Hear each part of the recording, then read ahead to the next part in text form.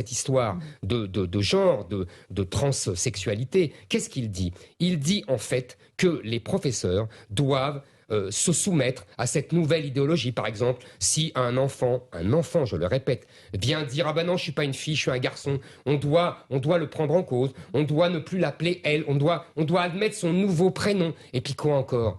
Vous savez, c'est vraiment criminel. La vérité, c'est que qu'est-ce qu'on va faire après? On va bloquer par des piqûres, on va bloquer la puberté de ces enfants. Parce que pour qu'ils décident après quel est leur genre. Mais vous vous rendez compte, on est vraiment dans le docteur Mengele, quoi.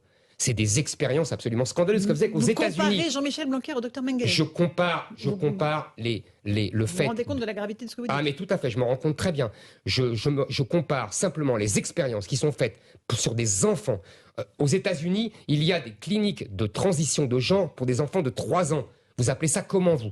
Moi, j'appelle ça des expériences du docteur Mengele. Ce n'est pas le cas en France. Non, c'est pas le cas en France. Mais Monsieur Blanquer adoube ce genre d'expérience. Monsieur Blanquer, c'est scandaleux ce qu'il fait. Je comprends même pas comment il peut faire ça. C'est honteux et c'est indigne de sa part. Il dit juste qu'il faut accueillir tous les élèves dans leur diversité, veiller à l'intégration de chacun d'entre eux. Il y a des élèves qui ressentent un profond mal-être. Et ça, on ne peut pas le balayer d'un revers de la main.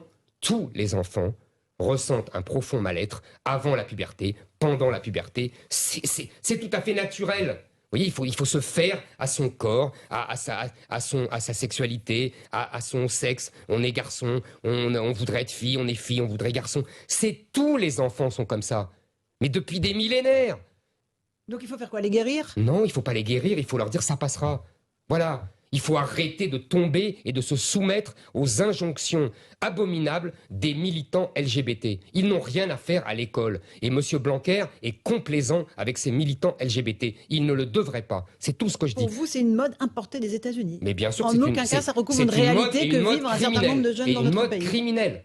Criminelle. Laurence Ferrari, arrêter la puberté des enfants pour voir s'ils vont être garçons ou filles parce qu'ils ne sont pas décidés, pour moi, c'est criminel. Il n'y a pas d'autre mot. Comment est-ce que vous